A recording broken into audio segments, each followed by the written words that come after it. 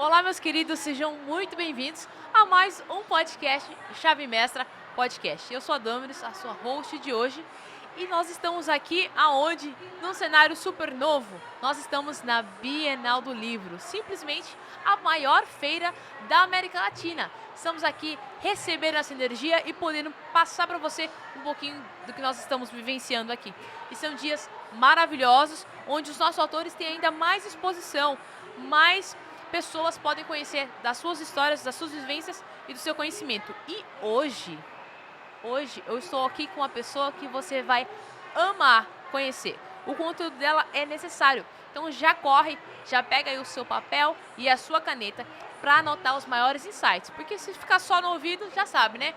Pode entrar por um ouvido e sair pelo outro. Mas se você anotar, com certeza você vai aprender muito mais. Isso, a ciência fala sobre isso. E ela é justamente uma especialista em toda essa área de atuação. A Jaqueline Gonçalves vai falar sobre o seu livro, seu maior projeto, Você. Bacana, né? Uma construção de uma vida mais saudável. Mas ela não é apenas autora deste livro. Ela é autora, já é o terceiro livro que ela lança. E eu vou falar um pouquinho do currículo da Jaque, mas daqui a pouco ela também se apresenta. Mas olha só, a Jaqueline é uma apaixonada por hábitos saudáveis. A sua trajetória de descoberta aprendeu a ser saudável não apenas sobre emagrecimento, mas sobre ganhar vida. E isso é sensacional. Ela é professora especialista em neurociência do bem-estar e da respiração. Formada em educação física, assim como eu, e turismo e pós-graduada em nutrição. Então ela é palestrante, treinadora, mentora. Você vai acompanhar conosco e vai conhecer juntamente comigo, né? Vou me colocar aqui nesse momento como aluna também para aprender. Quero já dar as boas-vindas a Jaqueline Gonçalves. Uma boa tarde, me sinto muito honrada de estar participando aqui mais uma vez na editora Chave Mestra e com certeza vai ser uma troca maravilhosa e estou muito feliz. Jaque, esse aqui não é o seu primeiro livro. Eu queria que você falasse como foi o primeiro livro. Você já estava esperando, você já estava escrevendo alguma coisa, foi uma surpresa? Como que foi o primeiro livro com a gente? O primeiro livro foi uma surpresa, foi um convite e aí eu descobri que poderia colocar no papel algo que eu já trabalhava, já fazia, que é a questão da respiração consciente. Então eu tive o prazer de participar de uma coautoria e o nome dessa minha jornada foi o algoritmo humano. Ou seja, Olha, hoje em dia a gente fala de matemática, fala de geometria, mas cadê o algoritmo humano? Então foi essa sacada de que o ser humano precisa respirar, de que o ser humano precisa olhar para dentro. E aí começou essa jornada de escritora. de escritora. E agora você está indo para o terceiro livro. Terceiro livro. E não vai parar por aí, eu acho, né? Não, agora mais não. É como assim, beber essa água, aquela criança que come açúcar pela primeira vez. Verdade. Depois nunca mais quer ficar sem, né? Agora você também não consegue mais ficar sem produzir. Conta pra nós o que o primeiro livro produziu e te ajudou, além de te dar o start na sua carreira como escritora. De que tudo que eu faço dentro das minhas mentorias, dentro das minhas palestras, eu preciso colocar no livro, eu preciso levar, né, todo esse conhecimento para mais pessoas. E aí foi essa sacada. Então, tudo agora que eu faço, eu já imagino, eu falei, vai dar um livro legal. Que legal, nossa, que bacana. E como que era a sua parte profissional na época do primeiro livro? Eu sou professora há mais de 20 anos, tanto na área da educação profissional, na área de eventos e na área de educação física. Então eu faço uma mesclagem nos meus treinamentos, levo saúde, bem-estar, educação. E aí foi tudo que eu já faço há mais de 20 anos. E aí veio esse compilado. E agora essa ideia de trazer algo mais para mim, algo mais personalizado. Por isso que foi a ideia de fazer um livro solo. Perfeito. E você tinha esse sonho antes do primeiro livro? Não, Foi totalmente foi acontecendo, naturalmente. naturalmente. E hoje, quais foram as principais repercussões após o primeiro livro? Além de que você vê livro em todo lugar agora. A primeira repercussão foi que, poxa, eu posso mais. posso mais, porque muitas pessoas, elas acham que é algo assim, muito difícil, Muito distante. muito distante, exatamente. Então, quando veio essa primeira ideia do primeiro livro, eu falei, caramba, consegui, agora eu tenho que dar o segundo passo, né? E aí veio o segundo livro e agora o terceiro. Ou seja, você viu que esse primeiro passo não era tão difícil como você imaginava. Exatamente. Tanto que agora você tá caminhando. Como se você tivesse. Eu não sabia que eu conseguia andar de bicicleta.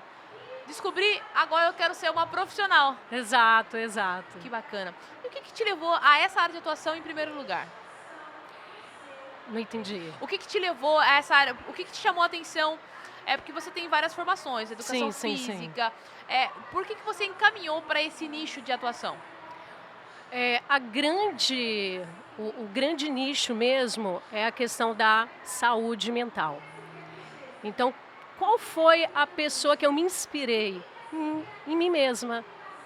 Há mais de 20 anos eu sofria muito com ansiedade, hábitos ruins.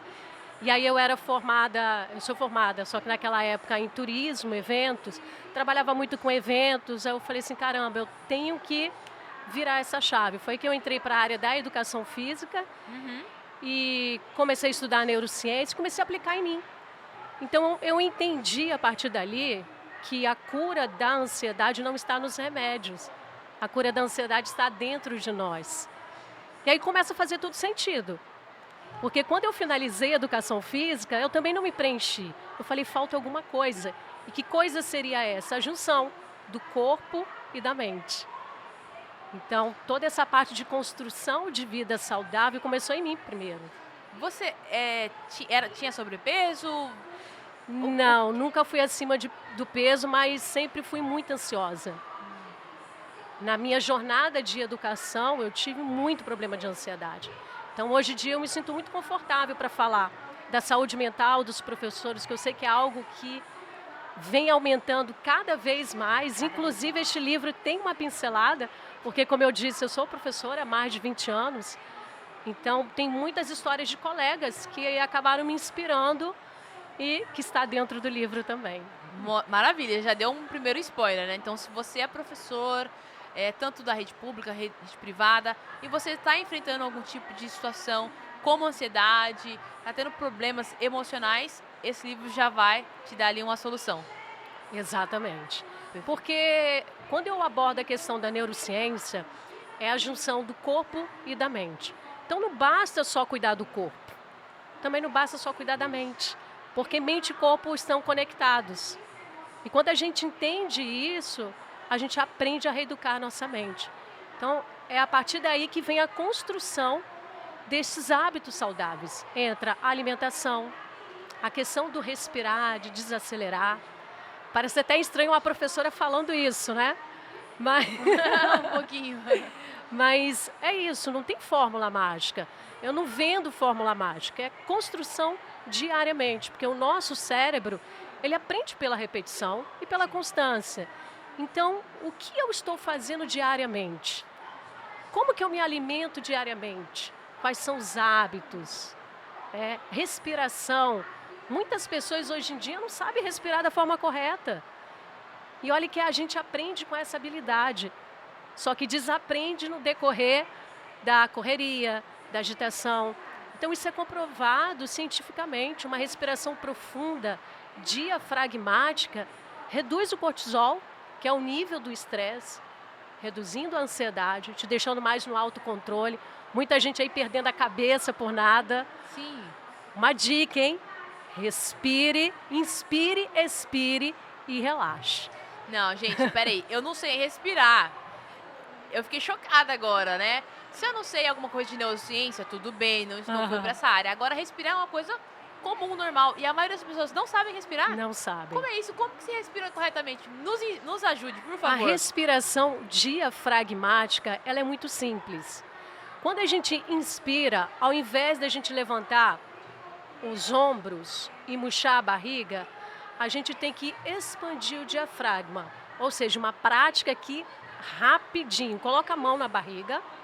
Ao inspirar, você vai jogar o seu abdômen para frente. Vou falar na língua popular, para todo mundo entender. Perfeito. Inspira pelas narinas, impulsiona a sua barriga para frente. Solta o ar, murcha a barriga. Muitas vezes as pessoas respiram de forma contrária. Inspirou, não vai levantar os ombros e nem murchar a barriga. Vai expandir o diafragma, o ombro vai ficar paradinho e o diafragma ele vai expandindo. Ou seja, a barriga vai indo para frente. E ao expirar pela boca, solta o ar, contraindo o abdômen. Em poucos segundos, diminui o cortisol, que é o hormônio do estresse, e reduz a ansiedade. Mas, gente, eu aprendi essa respiração, mas para cantar. E é para usar a respiração no dia a dia. Exatamente, exatamente. Que bacana. Nossa, que sensacional.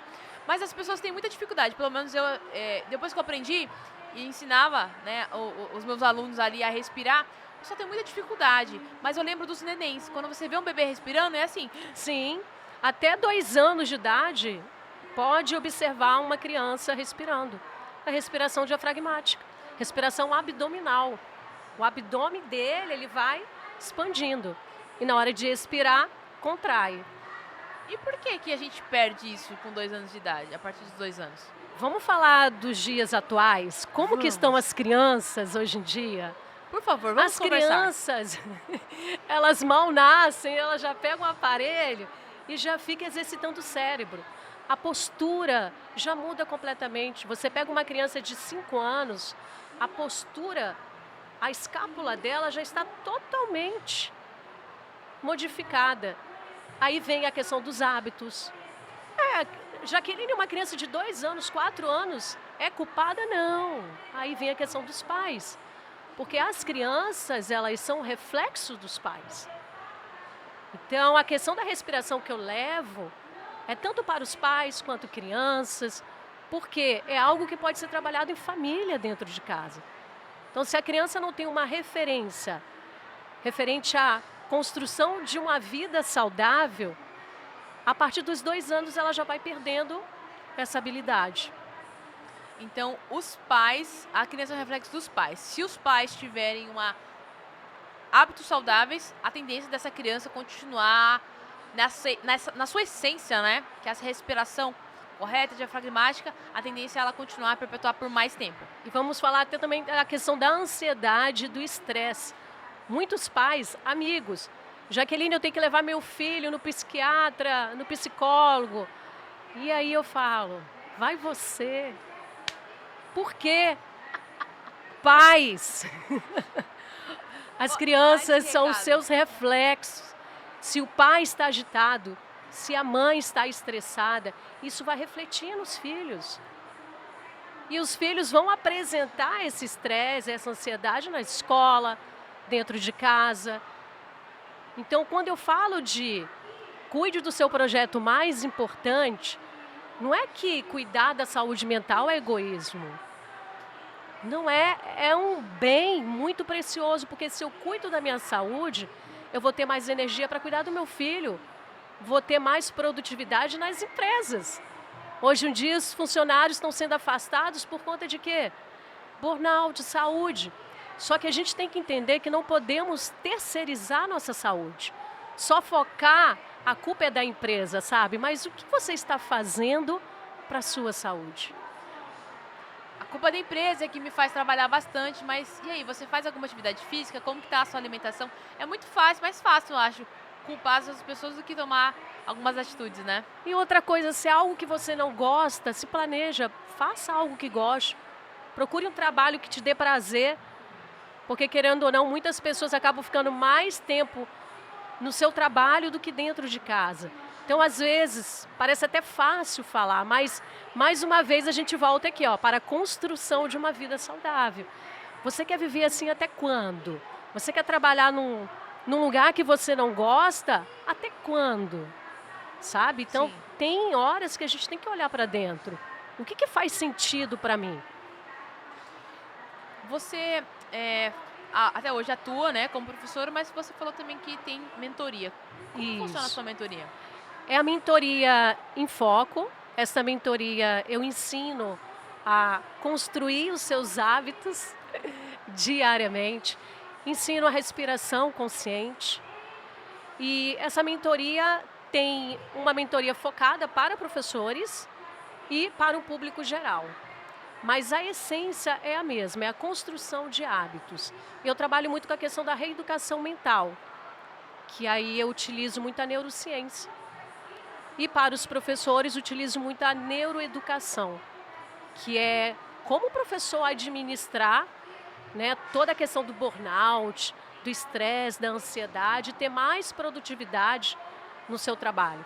E até mesmo com seus alunos.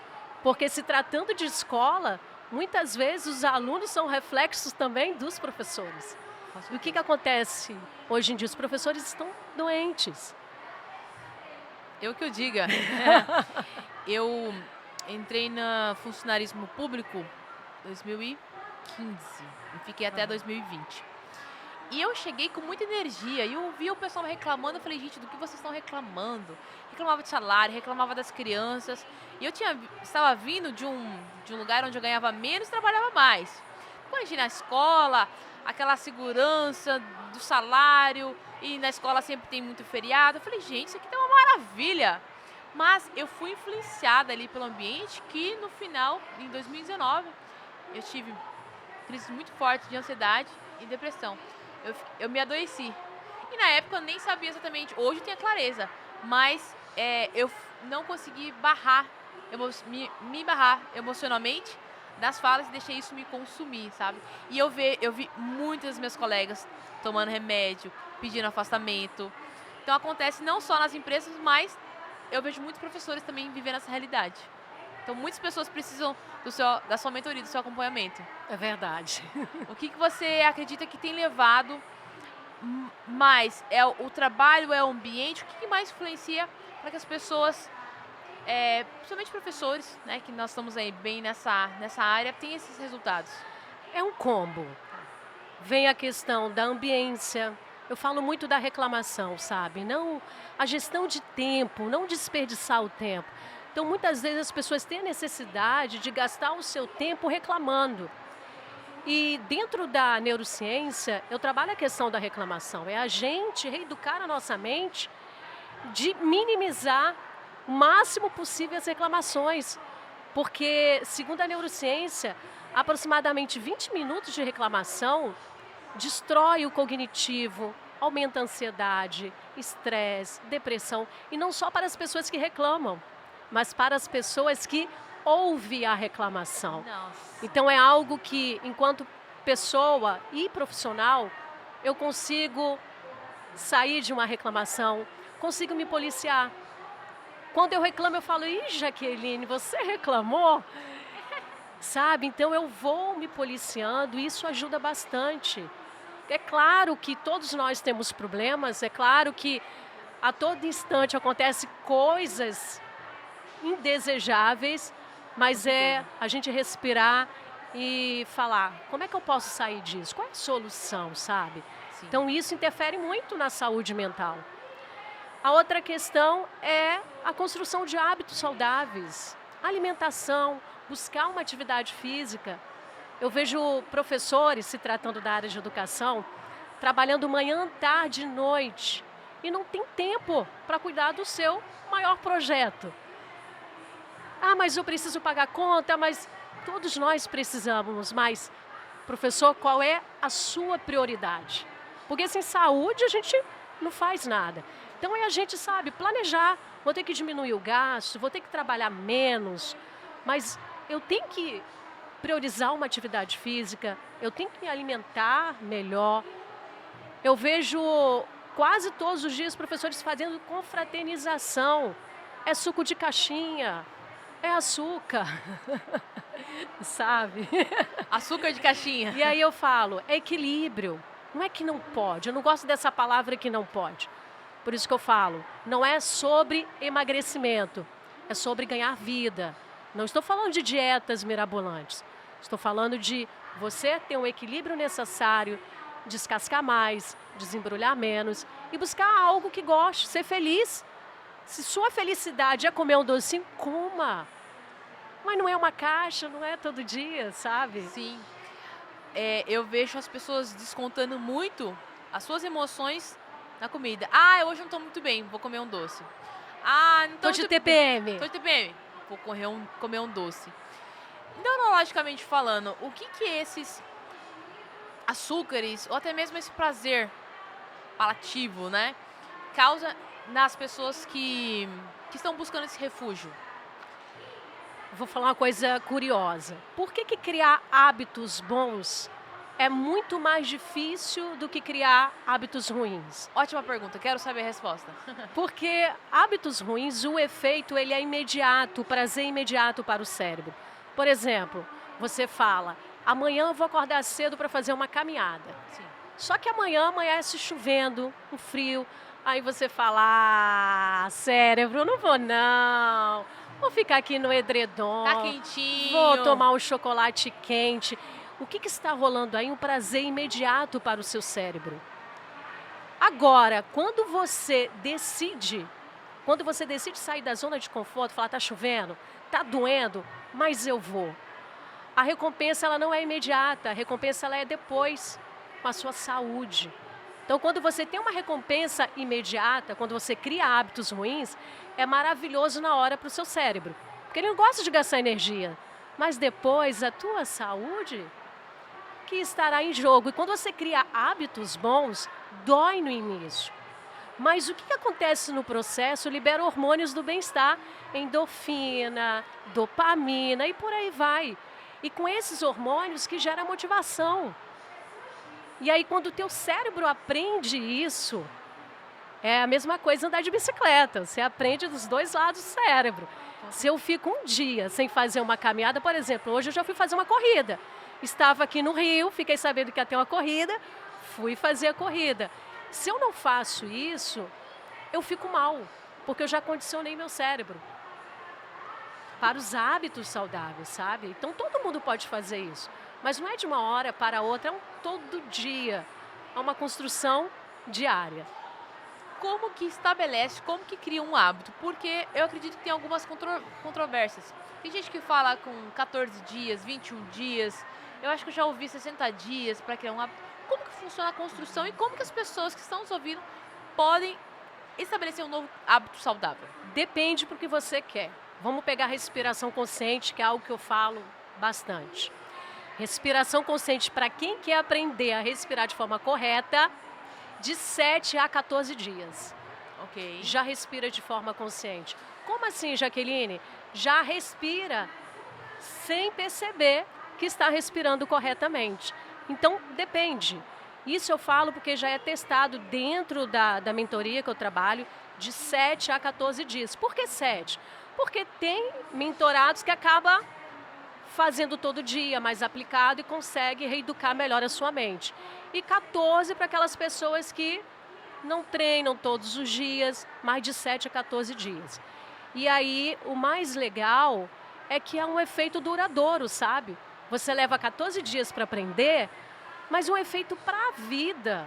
É a mesma coisa de dieta, eu não falo de dieta, eu não vendo emagrecimento. Eu vendo saúde, eu vendo bem-estar. Mas se você aprende a se alimentar corretamente, vai demorar um pouquinho para emagrecer? Claro que vai. Mas o efeito vai ser duradouro. É igual açúcar. Coloca um bolo de chocolate. Eu não sinto vontade de comer, porque eu já condicionei. Uau. Que incrível. Me ensina, por favor. Ai, gente, eu vivi uma fase muito boa também, onde estava com essa mentalidade muito forte. Mas hoje eu vejo que eu retrocedi um pouquinho, sabe? Como que tem algum tipo de exercício, o que pode ser feito para entrar nessa mentalidade onde as coisas não afetem mais? A comida não chama mais tanta atenção, independente do tempo, eu vou fazer o que precisa ser feito. Como que a pessoa consegue ficar mais disciplinada para conseguir implementar esses hábitos? Primeira coisa que eu falo é o seguinte, primeiro você tem que ter clareza, o que você quer? Como é que está a sua saúde? Você quer emagrecer? Colocar no papel as suas prioridades, a sua taxa de colesterol está alta. E o que você precisa fazer? E é mudar a ambiência. Se você quer evitar essas comidas gordurosas, você tem que mudar o ambiente que você só sai com gente que vai comer pizza, hambúrguer todo dia. Igual a questão da corrida. Eu entrei na corrida, foi algo desafiador, porque eu odiava correr. E aí a ambiência mudou. E hoje eu adoro. É uma ambiência que cuida mais da saúde. Então, procura um ambiente do que você está querendo, sabe? E daí você vai priorizando o que você quer. E não estou falando que tem que ser de uma hora para outra. Eu sempre falo, cada passo conta. Cada passo E é conta. você aumentando essa régua, estes passos ao pouco. E é você olhar para trás, olhar para ontem e falar, caramba, eu consegui. É você comemorar cada vitória. Não é se pressionar, ficar triste porque não conseguiu. Se culpando, exatamente. E aí quando você menos perceber, você já estará criando na sua rotina estes hábitos. Eu costumo falar pequenos passos, grandes avanços, né? Quem nasce grande é monstro, então tem que ir criando aos poucos. Qual que é o hábito mais difícil que você vê que as pessoas... Qual o hábito saudável mais complicado que as pessoas têm mais dificuldade de implementar? Atividade física. Atividade física. É mais fácil mudar a alimentação do que implementar a atividade física? Tá quase igual, né? Ok. Tá quase ali meio a meio. É a questão do doce e da atividade física. A questão da atividade física porque as pessoas elas não têm constância. Vou entrar na academia. Vai na primeira semana. Vai na segunda. Arruma desculpa. Ela arruma desculpa o tempo todo para o seu cérebro, sabe? Eu não tenho tempo. Enfim. E aí ela desanima, desmotiva. Por que eu falo que a atividade física é tão importante para a nossa saúde? Porque ela envolve o cérebro. Eu não estou falando de corpo, agora estou falando de cérebro. Isso foi feito um estudo na Universidade de Harvard, de que um dos órgãos que mais se beneficia com a atividade física é o cérebro. Se a vida é um movimento, por que a gente vai ficar parado? Então tem gente que come, mas faz atividade física, sabe? Então tá ali, ó, lado a lado. Agora, quando você come e não faz nada, aí o problema é maior. Então as pessoas têm essa dificuldade. A questão da fome emocional também conta muito. Sim. As pessoas comem por impulso. Elas comem assistindo série. Elas comem assistindo televisão. Elas comem assistindo jornal de tragédia, sabe? Aí é duas coisas Elas nem afundando, prestam atenção no que elas estão comendo. Isso é muito sério. Ou seja, o que você está assistindo pode piorar ainda mais a situação? Como é isso? Tipo assim, comer um chocolate é ruim assistindo uma série. Agora assistir um jornal é pior pra mim? É pior porque você não está presente. Imagina, você está ali almoçando, você não está nem vendo o ritmo que você está comendo. O cognitivo, você está prestando atenção na tragédia. E aquilo ali já está aumentando o teu cortisol. Você comeu rápido, você não apreciou, você não teve um momento presente. Sabe? Sim. E isso as pessoas estão fazendo diariamente. Quando é algo isolado, né? Está no evento, correria, porque eu trabalho com eventos também, então eu sei. Mas se é algo rotineiro, isso é preocupante. A pessoa, ela vive no automático, ela não presta atenção. Outra coisa que a neurociência diz, dentro de uma refeição, você precisa levar ali de 15 a 20 minutos a partir da primeira garfada. Por quê? Para comer menos. A pessoa, ela come muito rápido, o cérebro não associa e acaba comendo mais. Aí só depois de 20 minutos que começa a associar que você não precisa comer mais. A pessoa já comeu o mundo. Por quê? Porque comeu muito rápido. Comeu muito rápido. Então aí... a questão do emagrecimento, da nutrição, tem a ver também com a neurociência. A forma como você vive, a forma como você come, como você se alimenta, seu ritmo de vida, não é só de alface. Tem gente que acha que eu vou falar só de alface. Não, a gente não vive só de alface. Com certeza. E quais são os principais benefícios depois que a pessoa passa aí pelo seu conhecimento, depois que ela adquire o seu livro, o que ela pode esperar, ou que ela passa pela sua mentoria? Qual o feedback? quais resultados, os benefícios que os seus mentorados têm? Entender que ela é o projeto mais importante dessa vida. Porque quando eu pergunto nas palestras, treinamento, qual a pessoa mais importante na sua vida? Ela fala, papagaio, periquito, marido, filho, cachorro, gato, enfim. Aí eu pergunto, e você? Aí ela, eu não parei para pensar. Então, saúde mental não é egoísmo, se priorizar não é egoísmo. Então, quando as pessoas, elas acabam tendo essa literatura, quando elas acabam participando de uma mentoria, de um treinamento, elas acabam se atentando para isso. Que ela é o projeto mais importante, porque se ela estiver bem, a família dela estará bem, o trabalho dela será muito mais produtivo, a ambiência que ela está vai ser uma ambiência muito mais leve, sabe? Então é sobre isso. Porque não tem como alguém dar o que ela não tem. Exatamente. Então, e só ela que pode fazer isso. Só ela. Exato. Pode falar, você falar, ela só pode fazer isso. Você ia trazer algum exemplo? É porque muitas pessoas ficam esperando. A empresa tem que me ajudar. Meu marido não me ajuda. Foque em você, minha filha. Foque em você. Você é o projeto mais importante dessa vida. E é assim que a gente aprende. Porque também é uma forma de reeducar a nossa mente. Porque quando a gente repete, quando a gente tem constância, o hábito ele está ali sendo criado diariamente. Então, como eu falei, hoje para mim é muito normal. O dia que eu não faço atividade física é como se eu tivesse faltado um dia de trabalho. Você faz atividade física todos os dias? Todos os dias. Todos os dias? Sem exceção? Sem exceção. E quando acontece algo extraordinário, tive que trabalhar muito, não deu tempo, eu vou até a academia e só tenho 5 minutos, vou para a cadeira da massagem. Porque ali meu cérebro entendeu que eu não procrastinei, eu fui para a academia. Perfeito. Fiz 5 minutos, mas no outro dia eu faço 30 minutos a mais. Então, essa forma que a gente tem que trabalhar, sem se culpar. Sem levar essa culpa. Eu faço 5 de 7. Então, se eu falei algum dia da semana, compenso no final de semana. Exatamente. Né? Mas cada um tem que adaptar isso à realidade. O importante é fazer. E a gente sabe, como profissional da educação física, de 3 a 4 vezes por semana, você consegue manter um hábito saudável. Mas quanto mais você fizer, melhor ainda, né? Que bacana, eu acredito piamente nisso que você falou. E quando me fizeram a primeira vez essa pergunta, eu fiquei em choque, porque eu também não consegui me colocar. E hoje, graças a Deus, já mudou. Mas o quanto as pessoas, você que está nos ouvindo, você conseguia responder isso? Quem é a pessoa mais importante? Você conseguiria responder você? Então esse livro com certeza vai te ajudar muito nesse autocuidado também, né? Para que ela possa construir hábitos saudáveis. Sensacional, parabéns aí pelo seu trabalho, obrigada. Maravilhoso. E eu queria que você liberasse uma última chave. Você trouxe vários insights, com certeza quem está assistindo, e eu também saí aqui já edificado, com reflexões, né, e mudanças que eu posso colocar e implementar a partir de agora. Mas eu queria que você deixasse essa chave. O que a pessoa não pode sair deste podcast sem saber?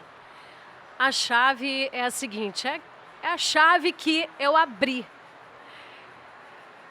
A cura da ansiedade está dentro de nós, não está nos remédios. E isso faz muito sentido. Porque a partir do momento que a gente entende que o remédio ele alivia, o remédio ele trata, melhora, mas também te vicia. Então a cura não está nos remédios, a cura está dentro de nós. Perfeito, maravilha. Palmas para a nossa querida convidada, Jaqueline Gonçalves. Obrigada. Onde que as pessoas te encontram? Tem o redes sociais? Meu arroba, Jaque Gonçalves Mentora. E tem o LinkedIn também, Jaqueline Gonçalves, para treinamentos, palestras, mentorias. E para a gente fechar, quais são os próximos passos? Você está lançando logo em breve, né, esse livro, Seu Maior Projeto, Você. E você já está trabalhando com mentorias, com palestras. Quais são os próximos passos agora para 2025 e 2026? O que as pessoas podem esperar? Tem vários treinamentos também na área de oratória e comunicação, por conta da ansiedade da respiração. Sim. Muitas pessoas acham que a respiração é só para ansiedade, é só para cantar.